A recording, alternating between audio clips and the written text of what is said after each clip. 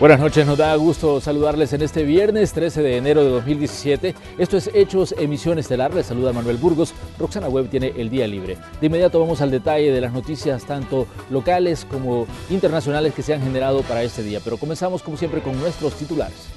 Pollo Campestre, orgullosamente hecho en El Salvador, presenta los titulares de Noticiero Hechos Estelar. Ya fue recapturado el ex fiscal general de la República, Luis Martínez, esto luego que una cámara de lo penal revocó la libertad bajo fianza de la que gozaba. El paradero del empresario Enrique Reis y otros imputados en el caso de una red de corrupción en el sistema judicial se desconoce. Muchas familias recordaron hoy a sus seres queridos que fallecieron en el deslave de las colinas en Santa Tecla durante el terremoto del 13 de enero del año 2001. Los colegios privados denuncian que fueron excluidos del plan de seguridad para centros escolares. Ante esto, preparan sus propias medidas para frenar la deserción de estudiantes. Atracó en el puerto de Acajutla el crucero Pacific Princess, el primero en llegar al país este año con centenares de turistas procedentes de la ciudad de Miami. En gran parte de Europa este sigue siendo el panorama en medio de una ola de frío que ha dejado decenas de muertos y localidades incomunicadas. Se reportan temperaturas mínimas históricas.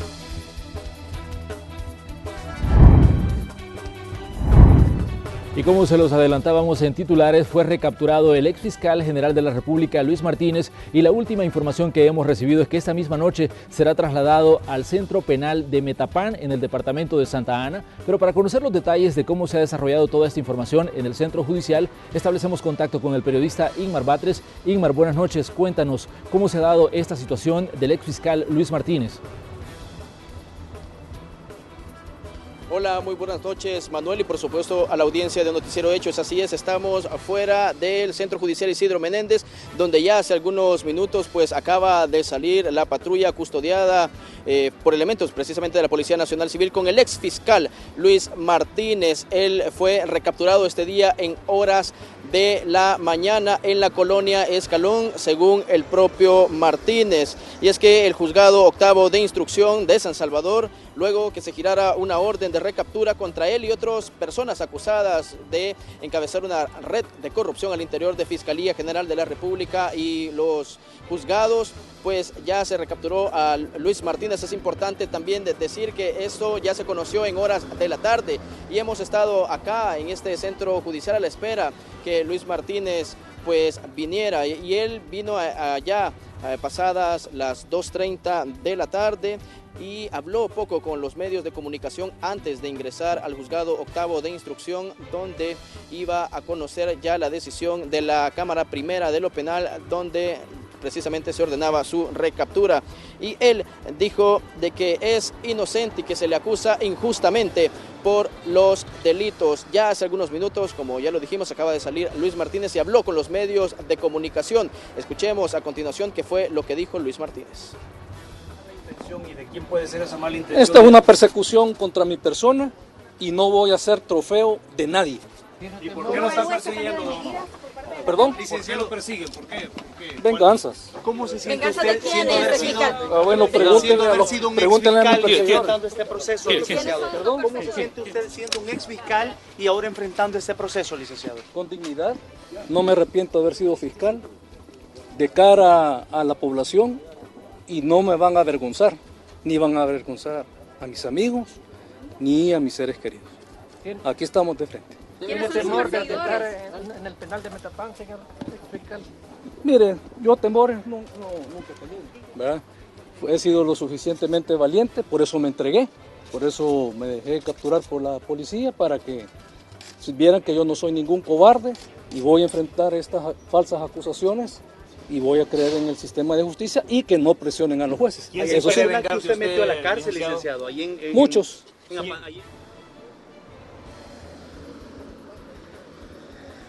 Bueno, eran las palabras precisamente de Luis Martínez luego de salir ya de conocer lo que dijo formalmente la Cámara Primera de lo Penal. Recordemos que Luis Martínez es acusado de los delitos de omisión de la investigación y fraude procesal, y precisamente por estos delitos fue que se ordenó la recaptura. Luis Martínez todavía goza de una libertad condicional por otro delito, y es la revelación de material reservado por presuntamente revelar unas escuchas del padre Toño. Eso es lo que se ha vivido esta tarde-noche acá en los juzgados, Manuel, amigos televidentes. Así que a esta misma noche Luis Martínez estaría en el penal de Metapán. Ya va de camino con la Policía Nacional Civil, Manuel. Efectivamente, bueno, recordemos que el penal de Metapán ha sido readecuado para trasladar a muchos reos que se encuentran en la División Antinarcóticos de la Policía Nacional Civil. Ingmar, es importante que recapitulemos algunos de los procesos que están abiertos contra el exfiscal. Primero, recordemos que está de la red de corrupción en el sistema judicial, luego tiene un proceso más en el caso del padre Antonio Rodríguez y la información que tú decías que había sido divulgada, información de carácter reservado, y un proceso más, recordemos que se presentó una demanda de parte de un médico en el caso del cambio de bebés en un hospital privado, el bebé Cushworth Casanelas, que también está demandando al exfiscal por actos arbitrarios. Y la otra pregunta que surge, Ingmar, es ¿qué pasó con el resto de implicados en este caso, el empresario Enrique Raiz y las otras personas que están siendo señaladas de participar de esta red de corrupción en el sistema judicial? Luego que se notificara acá la decisión de la Cámara al Juzgado Octavo de Instrucción, pues se ordena también la búsqueda y captura precisamente de los otros implicados, que hasta el momento se desconoce su paradero. Se había manejado extraoficialmente que más de algunos se podría presentar acá por voluntad propia. Sin embargo, eso no ocurrió en el Juzgado Octavo de Instrucción. Así que si uno de ellos es capturado durante el fin de semana, pues sería trasladado hasta el lunes a un centro penal, pero de momento no se conoce cuál es el paradero tanto de Enrique Raiz, de Hugo Blanco Raiz y del ex mano derecha de Luis Martínez, Julio Arriaza. También está entre ellos el abogado de Enrique Raiz y otras personas precisamente acusados de encabezar una presunta red de corrupción al interior del Ministerio Público. Ingmar, uno de los temas que se ha manejado sobre esta resolución de la Cámara Primero de lo Penal, que revocó la libertad bajo fianza de la que gozaba Luis Martínez y el resto de implicados en esta red de corrupción en el sistema judicial, es que existen elementos que indicaban que estas personas se podrían fugar en determinado momento. Tú has hablado con abogados, has hablado con gente del sistema judicial para conocer cuáles son los fundamentos por los que se revoca, y si esto es así, efectivamente, que existía el temor de que estas personas se fugaran. Así es, pues de momento ellos dicen que no tienen un arraigo suficiente para salir del país y que de hecho ellos no habían hecho eso porque van a enfrentar la justicia. Ellos ya lo habían dicho desde un primer momento y precisamente ese fue el punto principal porque se revocó la decisión por el arraigo que ellos tenían de abandonar el país. En el caso de Luis Martínez, él ha dicho que va a enfrentar la justicia y pues que no tenía ninguna intención de retirarse del país hasta que todo esto se esclarezca. Otra información que trascendió esta tarde, Ingmar, es si Luis Martínez se entregó o efectivamente fue recapturado por la policía. Pues Luis Martínez dijo que él se entregó en la colonia Escalón en horas de la mañana. Pues la Policía Nacional Civil todavía no se conoce una versión oficial de las autoridades si fue que él se entregó tal como lo afirma o fue recapturado por las autoridades de la División Élite contra el Crimen Organizado. Bueno, gracias, Ingmar, por este reporte desde el Centro Judicial Isidro Menéndez y por esta cobertura de esta entrega del exfiscal Luis Martínez. Les recordamos el dato con el que iniciábamos. Luis Martínez será trasladado esta misma noche al Centro Penal de Metapán en el departamento de Santa Ana. Pero tenemos más sobre estos casos. El director de la Policía Nacional Civil dijo que desconocen el paradero del resto de implicados de la supuesta red de corrupción que estaba operando al interior del órgano judicial. Entre ellos, el empresario Enrique Raiz, y Jaguar Coto lamentó que fue a través de las redes sociales que se enteraron de la orden de recapturar a estas personas y no de forma oficial. Tenemos sus declaraciones a continuación. El asunto es que la Policía Nacional Civil puede o podrá actuar formalmente hasta disponer de las órdenes de captura y por los medios de comunicación y públicamente pues ya estas personas están alertadas de que se les va a girar una orden de detención. Nosotros por eso siempre hemos procurado tener la debida confidencialidad, porque si no se les está avisando de previo a las personas que van a ser capturadas. Y tenemos más datos de los problemas con la justicia del ex fiscal Luis Martínez. A él se le está acusando de los delitos de omisión de investigación y fraude procesal. Al empresario Enrique Raiz, los delitos de falsedad ideológica, fraude procesal y cohecho activo. A su sobrino Hugo Ernesto Blanco Raiz, también por los delitos de falsedad ideológica y fraude procesal. Al ex juez Romeo Aurora Yamatei por prevaricato, mientras que al ex juez suplente Mauricio Antonio Álvarez Gálvez por cohecho propio. También son implicados el abogado Wilfredo Ernesto Gutiérrez por cohecho activo y el ex fiscal Julio Arriaza está siendo acusado de fraude procesal.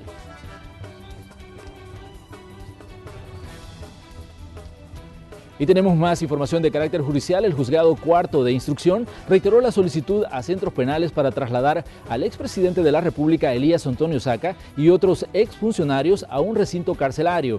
Ellos guardan prisión desde el 5 de noviembre de 2016 en las Bartolinas de la División Antinarcóticos de la Policía Nacional Civil. El juez diligenció esta solicitud luego de que la Fiscalía General de la República presentó formalmente un escrito y tras recibir una notificación que traslado a un penal de los imputados era imposible debido al nivel de hacinamiento actual que existe en las cárceles del país. Y tenemos más información. La Policía Antinarcóticos capturó a Carolina Monge Recinos por el delito de narcotráfico. Ella es la esposa de José de la Cruz Claros, ex agente de la Policía Nacional Civil, detenido en Guatemala y señalado de liderar una red de narcotráfico que operaba en países de la región centroamericana y que fue desbaratada por las autoridades esta semana. Según la Fiscalía, a la detenida se le decomisaron 2 vehículos con caletas y restos de droga.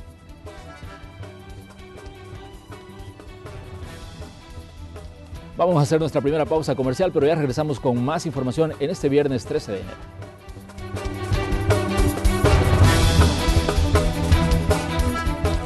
En minutos, representantes de colegios privados hablan de las medidas que emprenderán para garantizar la seguridad de los alumnos y frenar la deserción.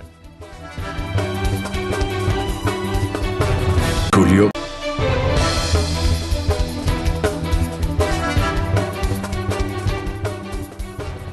Gracias por continuar informándose con Hechos Emisión Estelar.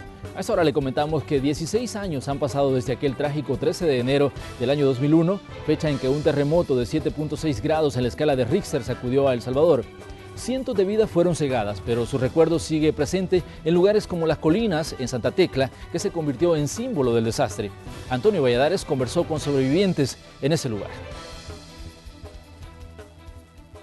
45 segundos fueron suficientes para que un terremoto de 7.6 grados en la escala de Richter causara destrucción en diferentes puntos del país.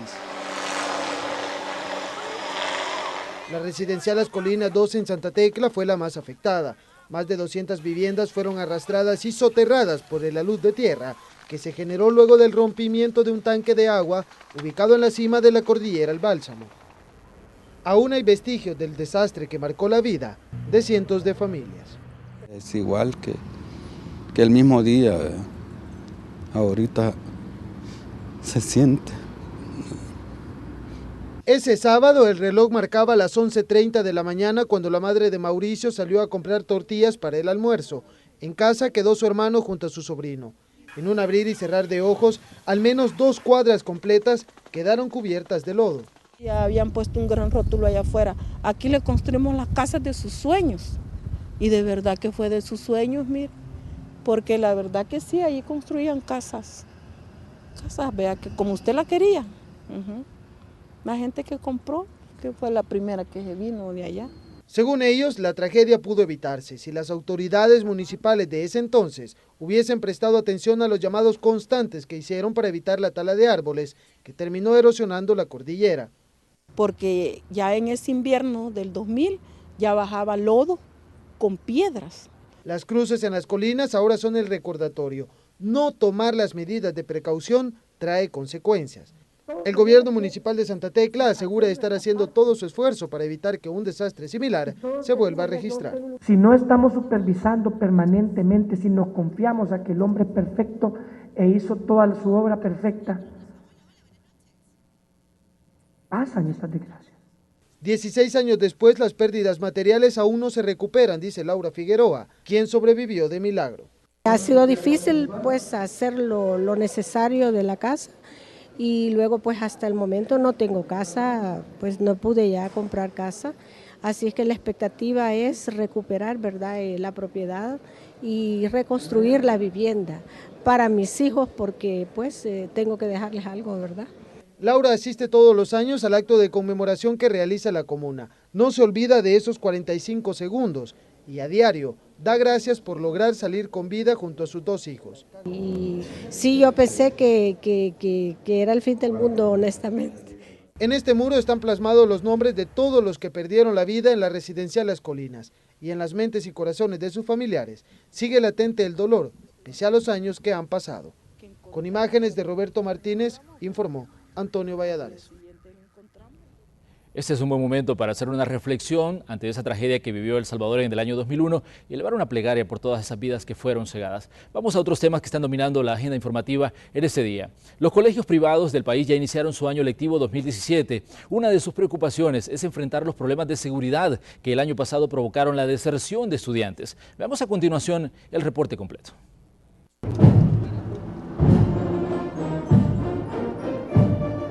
Así inició el año escolar 2017 para cerca de 1.000 colegios privados en el país. Son 250.000 los matriculados este año, que representa el 16% de la población estudiantil a nivel nacional. El compromiso grande para los colegios privados en este 2017 es garantizar mejor calidad de servicios de educación a nuestros estudiantes, a la familia salvadoreña. Atenderlos más tiempo en las aulas. En 2015 los colegios privados reportaron una deserción escolar de 13.5%. En 2016 bajó a un 12%, buena parte de estos influenciados por hechos de violencia. En 2017, este sector educativo espera que las estadísticas se mantengan a la baja. De ahí también parte de la preocupación porque no fueron incluidos en el plan de seguridad que lanzaron las autoridades en más de 1.250 centros escolares del sector público. La práctica más común que tenemos es que en la puerta del colegio o en el transporte que hay del colegio a la casa es donde se dan las amenazas de ya no llegar el alumno al centro educativo. Y eso es lo que estamos queriendo tratar de evitar. No podemos decir que ya en el plan quedan integrados los colegios privados, porque eso partiría de una reunión y acuerdos mutuos con los colegios privados. Estamos trabajando también para poder tener un mapeo que creo que podríamos en un momento dado con los colegios privados de hacer un mapeo de dónde podríamos también proponer a las autoridades de seguridad pública algún apoyo. Los colegios privados anunciaron que la estrategia a utilizar para evitar que más jóvenes abandonen su centro de estudio, ya sea por amenazas o para unirse a estructuras delincuenciales, será fomentar una cultura de paz. Ahora el 2017 esperamos reducir ese índice de deserción escolar y para ello hemos creado y desarrollado proyectos institucionales que logren garantizar mejor estadía y más estadía de los estudiantes en nuestras aulas de los colegios privados. Con un acto inaugural en el Colegio Carlos Pelicier de Apopa, este viernes 13 de enero los colegios privados dieron el banderillazo de salida en su regreso a clases. Con imágenes de Gerson López, este es un reporte de Néstor Hernández. Bien, y así iniciaron su año lectivo los colegios y usted seguramente se está preguntando qué va a pasar con las escuelas. Oficialmente este lunes 16 de enero regresan a los salones de clase los estudiantes de los centros educativos públicos con el inicio del año lectivo 2017.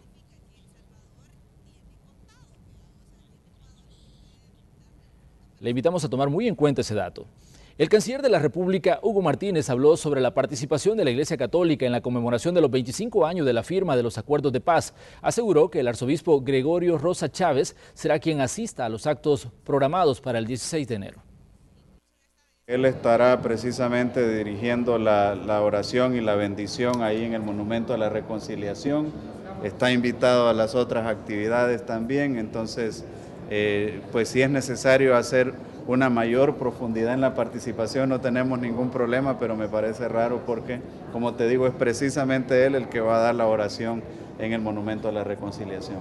Ese es lo confirmado que tenemos, lo tenemos en el programa, entonces, sin embargo, estamos abiertos a un mayor involucramiento de la Iglesia, siempre encantados con eso y reconocemos el papel histórico de la Iglesia. En más sobre este tema, ese día diversas instituciones inauguraron la exposición denominada Solidarios por la Paz. Esto en conmemoración de la firma de los acuerdos de paz en 1992.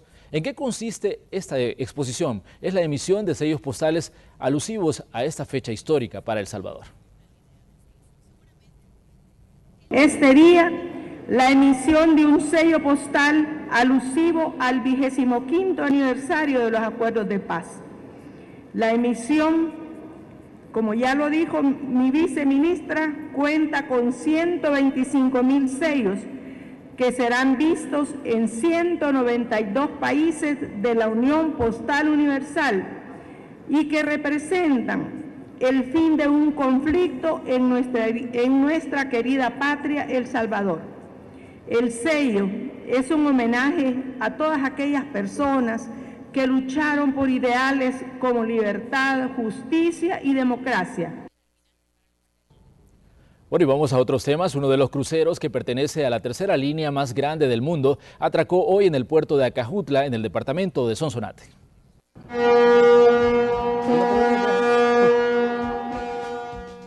Inicia la temporada de cruceros y en el puerto de Acajutla fue recibido el primero de al menos 8 que se esperan lleguen este año.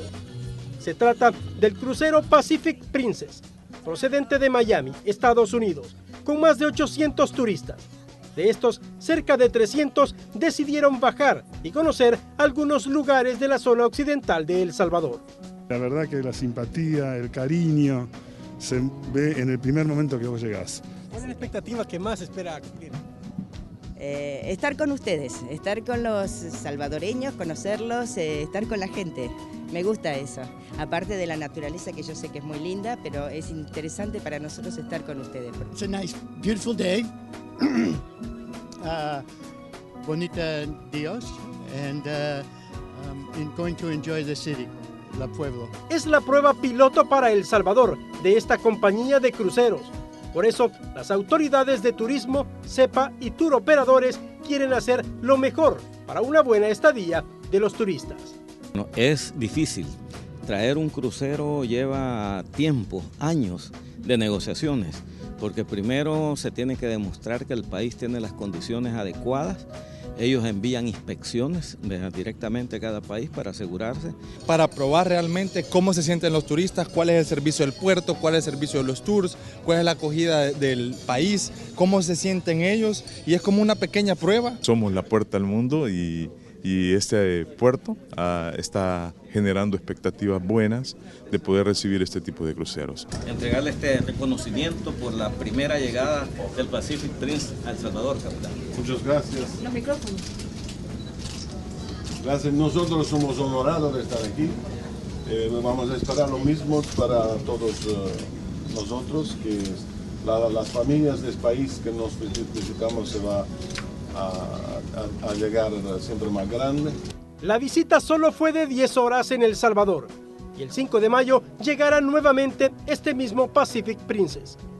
A finales de este mes se espera lleguen otros 2 cruceros y en febrero y abril se esperan 2 más como parte de la temporada de cruceros que atracarán en el país, especialmente en el puerto de Acajutla. Con imágenes de Israel Cortés, un reporte de Luis Alberto López. Bueno, y este es el momento propicio para invitarles a ustedes a que nos acompañen en el espacio de la entrevista correspondiente al día lunes 16 de enero. Como Red Salvadoreña de Medios vamos a emitir un programa especial relacionado a los 25 años de la firma de los acuerdos de paz. Nos estarán acompañando aquí en el estudio Francisco Merino, quien fue vicepresidente de la República en el año 92. Va a estar también con nosotros Roberto Cañas, que fue firmante de los acuerdos de paz, Hugo Barrera, en su calidad de analista político, y también va a estar Nidia Díaz, firmante también de los acuerdos de paz. Desde ya les hacemos la más cordial de las invitaciones para que nos acompañen el día lunes a las 6:30 de la mañana en el espacio de la entrevista en este especial de Red Salvadoreña de Medios. A continuación vamos a pasar a la sección negocios. El restaurante número 19 de McDonald's en El Salvador ya se encuentra abierto al público. Se trata de McDonald's Santa Rosa, ubicado en el centro comercial del mismo nombre, en Santa Tecla. Tigo El Salvador se suma a iniciativa global para aumentar número de mujeres conectadas. Tigo El Salvador es el primer operador de telecomunicaciones de la región centroamericana que se une a esta iniciativa de GSMA, de empoderamiento de la mujer a través del uso de la tecnología. Maggi revoluciona la cocina con jugoso al sartén. Es una hoja especial sazonada con hierbas y especias que permite que el pollo se cocine con su propio jugo, absorbiendo el sabor y el aroma del sazonador. Permítanos una pausa y regresamos con más de Hechos, emisión estelar en el día viernes.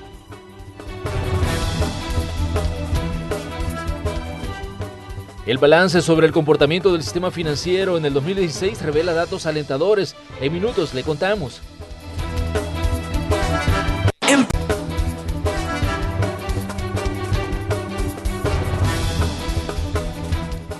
Continuamos con las noticias en este día viernes. En su segundo día de visita a territorio salvadoreño, la presidenta de China, Taiwán, se reunió con el presidente Salvador Sánchez Serén en Casa Presidencial, lugar donde hicieron una declaración conjunta.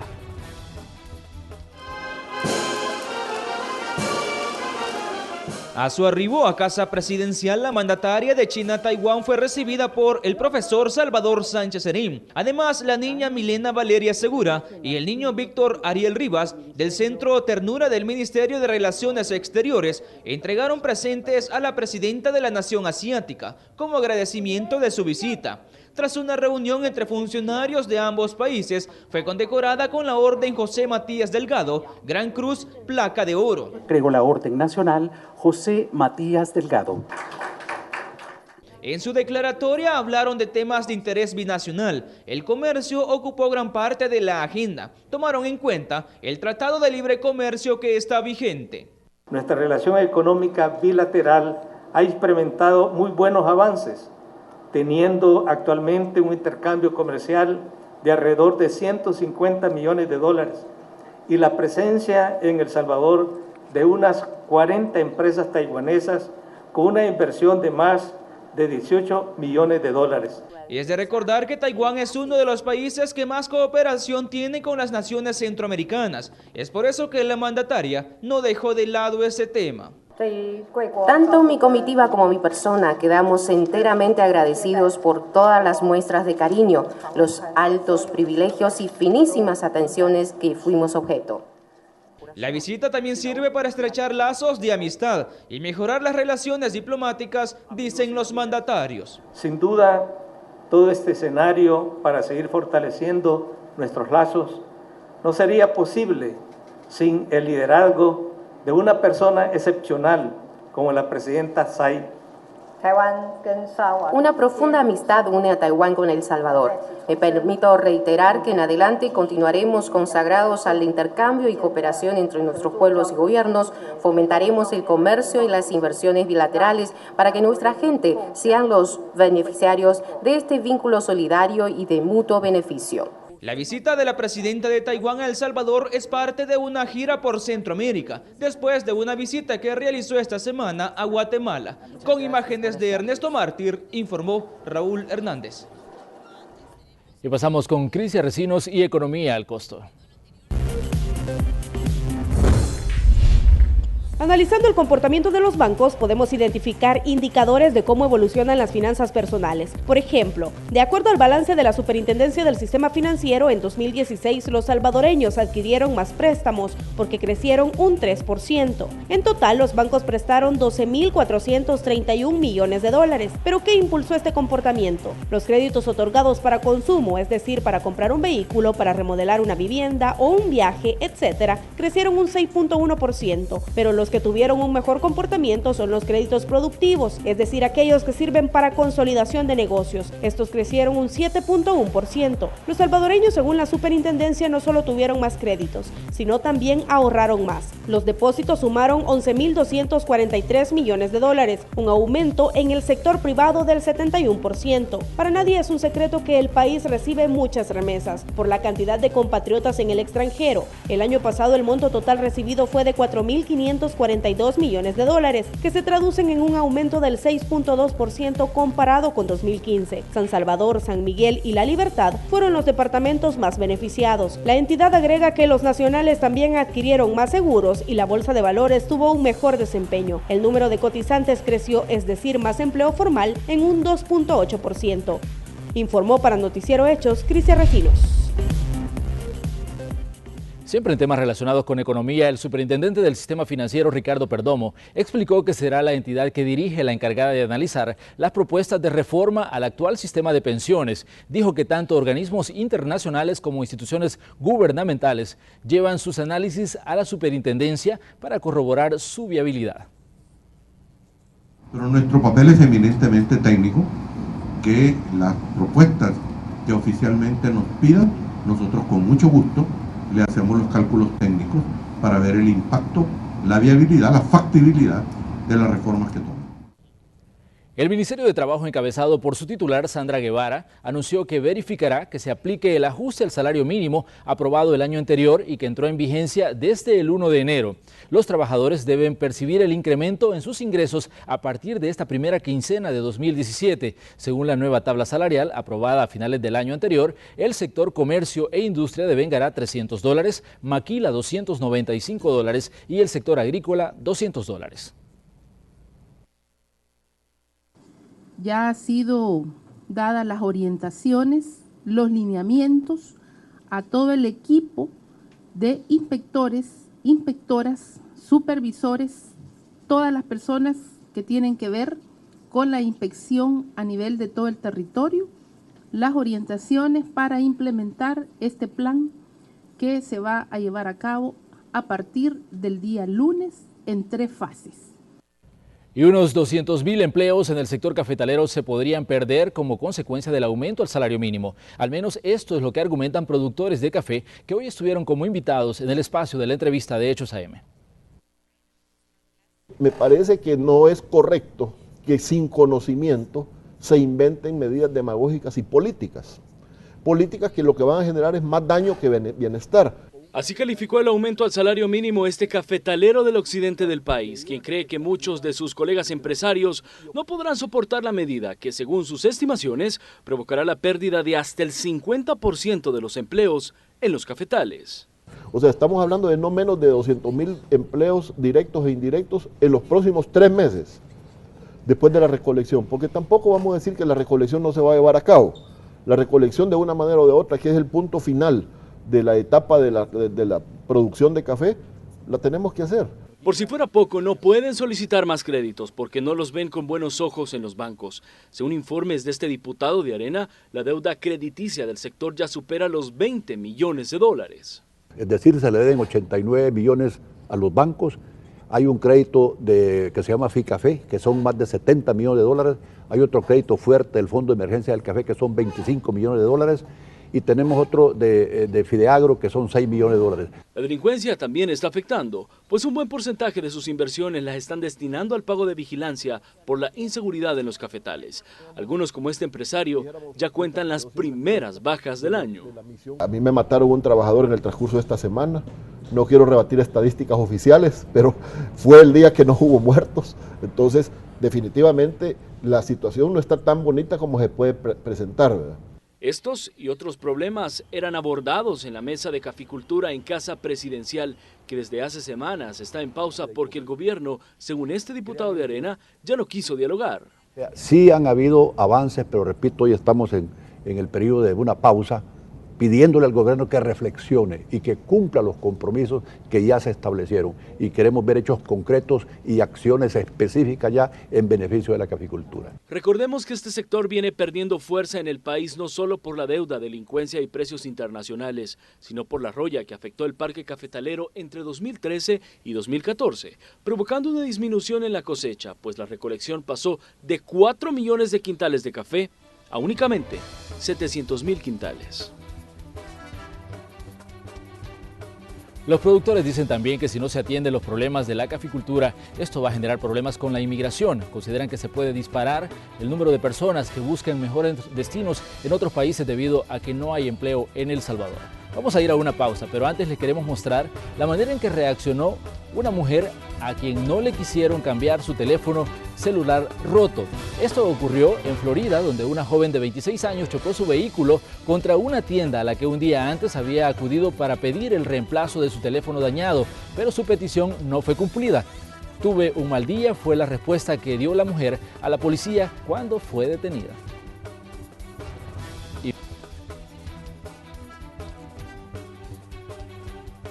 En minutos le hablaremos sobre los estragos que sigue generando la ola de frío en Europa. Julio estuvo con... Gracias por continuar con nosotros. Esto es Hechos Emisión Estelar. Vamos ahora a la información que se ha generado en el campo internacional. El gobierno de México reitera que no dará marcha atrás al aumento de precios de la gasolina. Esto dicen aunque la población no esté de acuerdo. La gallina de los huevos de oro se fue secando, declaró el presidente Enrique Peña Nieto en un esfuerzo más por explicar al pueblo mexicano que la producción del petróleo se ha reducido y ante ello se justifica el aumento a los precios de la gasolina. Lo que no se explican muchos mexicanos es por qué es el pueblo el que debe pagar. Habían dicho que no se iba a subir y andan sube, pues no entiende uno, ¿no? ¿Por qué? El operador de taxi Francisco Barbadillo Fernández también rechaza las explicaciones del secretario de Hacienda y las del propio presidente Enrique Peña Nieto sobre que el alza corresponde a la situación por la que atraviesa el mercado petrolero mundial. Es cuidarnos en otros países y sin preocuparnos de nuestro país, que es lo que debemos de hacer. No echar la culpa a otros. Pero no obstante el descontento social, según le dijo a La Voz de América el presidente de la Comisión Reguladora de Energía, Guillermo García Alcocer, el gobierno no dará marcha atrás al gasolinazo, que aclaró no tiene que ver con la eventual liberalización de los precios como parte de la reforma energética. El cambio se da de esta manera porque las finanzas públicas no tienen el espacio para acomodar 200,000 millones de pesos que tendrían que salir para subsidiar la gasolina. Un peso que se otorga de subsidio al decil más bajo requiere gastar 32 pesos en el decil más alto. Eso es una forma muy ineficiente de subsidiar. Al preguntarle si ha fracasado el gobierno en explicar claramente todo el proceso a los mexicanos, el funcionario indicó: yo lo que considero es que la medida es correcta, la medida se anunció desde 2014 y lo que se critica es el tiempo, la instrumentación.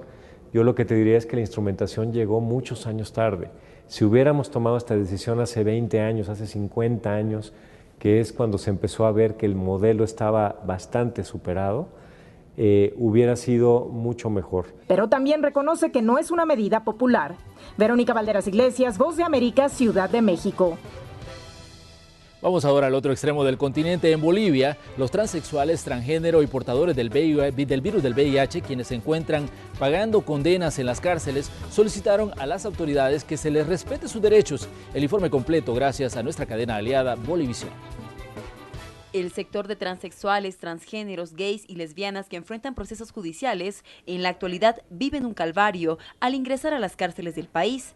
Entre las historias de vida conocidas al interior de estas, se ha detectado la discriminación a la que son sometidos por su entorno, además de los operadores de justicia. Si una persona tiene una diferente orientación sexual, también la esconde en la cárcel, porque puede ser víctima de violencia o incluso de represión, no solo de los operadores de justicia, sino de los propios internos de las cárceles.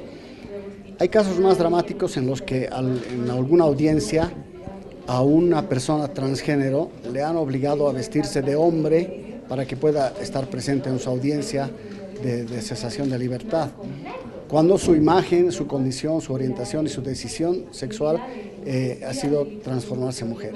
Hay situaciones en las que privados de libertad portadores del VIH-Sida también se han visto afectados a tal grado de que se les habría negado la libertad. Incluso por su condición de salud, ¿no?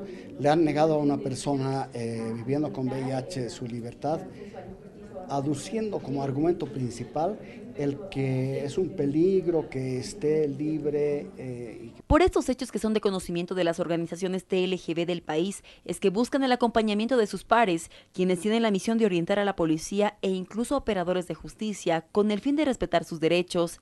Se han recibido muchas denuncias, hemos tenido casos de la ciudad de Potosí, hemos tenido denuncias de la cárcel de Palmasola en Santa Cruz, acá mismo en La Paz, en las carceletas, incluso de la Fiscalía y de la FELCC, donde se han venido cometiendo estos errores, pero en su momento y en su grado hemos intervenido nosotras como parte del colectivo TLGB de Bolivia.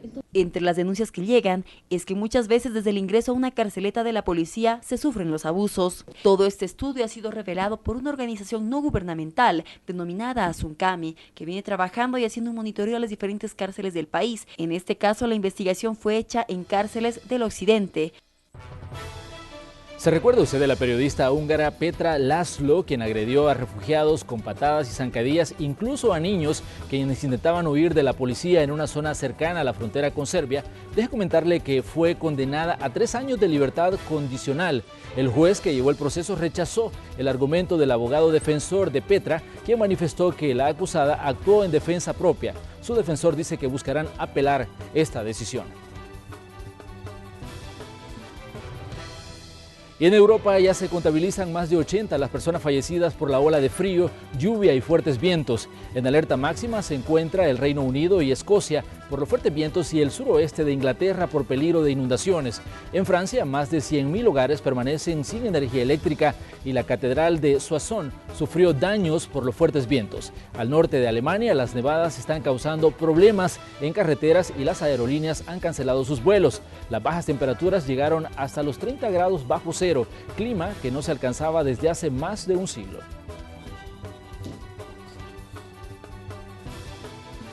Y el secretario de Estado de los Estados Unidos, John Kerry, inició su 4º viaje oficial a Vietnam en su última gira internacional en el cargo antes de ser relevado el próximo 20 de enero.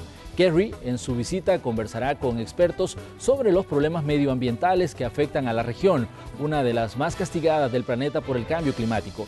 La visita oficial concluirá mañana con un viaje a las provincias más mediterráneas de Vietnam, donde Kerry sirvió como marino durante la guerra en los años 70.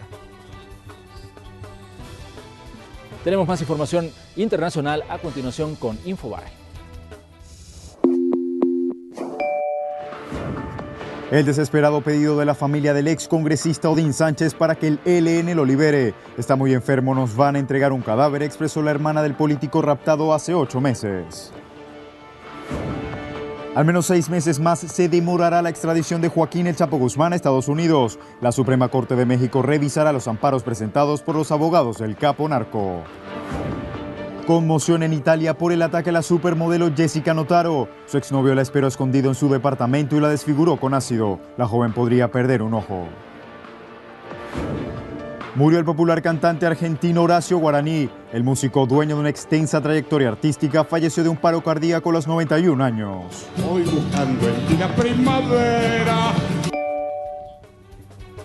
Bueno, y vamos ahora con un avance de Pizarrón Deportivo. Este día todos hemos estado muy pendientes del regreso a las competencias de la selección nacional, pero por ello vamos a saludar a Elisa para que nos cuente cómo viste el desempeño, cómo viste en sí todo el partido, Elisa.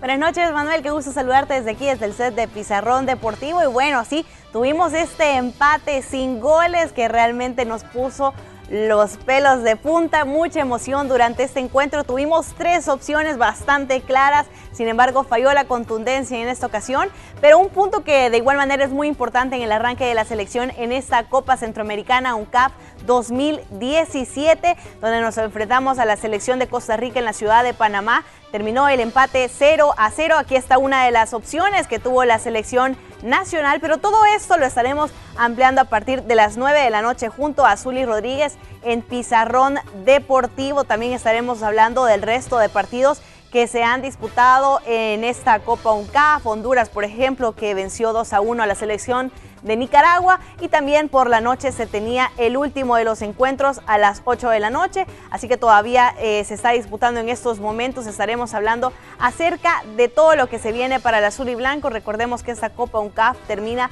hasta el 22 de enero, este es el primero de los encuentros. El domingo se viene un examen también muy importante para el azul y blanco, y es ante la selección de Honduras, pero también tenemos más información a nivel nacional porque este fin de semana arranca el torneo Clausura 2017, empieza la jornada número 1, tenemos un encuentro que se va a disputar el sábado, mientras que 4 restantes serán para el domingo a las 3 de la tarde, sí, a las 3 de la tarde, a la misma hora que también estará disputando su encuentro la selección nacional. El plato más fuerte de esta jornada número 1 del Clausura 2017 será definitivamente el encuentro entre el Águila y el Luis Ángel Firpo, y hay que recordar que el actual campeón, el Santa Tecla, no va a disputar esta jornada número 1, ya que tiene a 6 jugadores en selección nacional, así que todavía quedará pendiente su encuentro ante su similar Sonsonate, que todavía tendrán que esperarse y van a reprogramar este encuentro. Y a nivel internacional también hay noticias,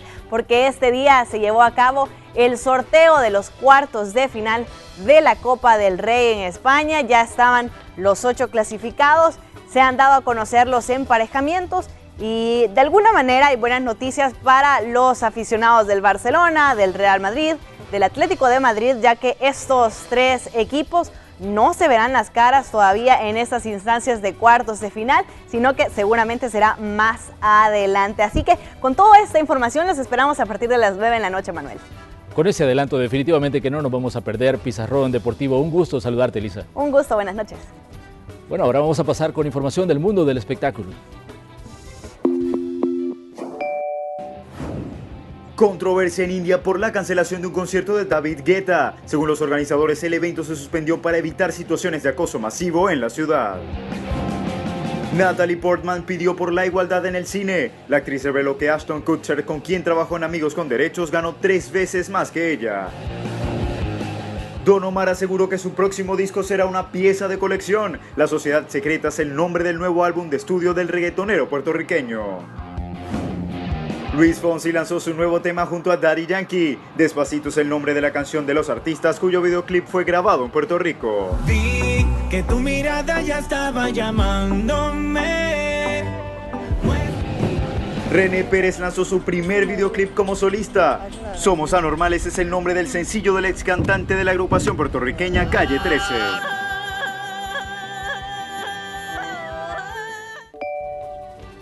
Es hora de que hagamos una nueva pausa comercial. Ya regresamos.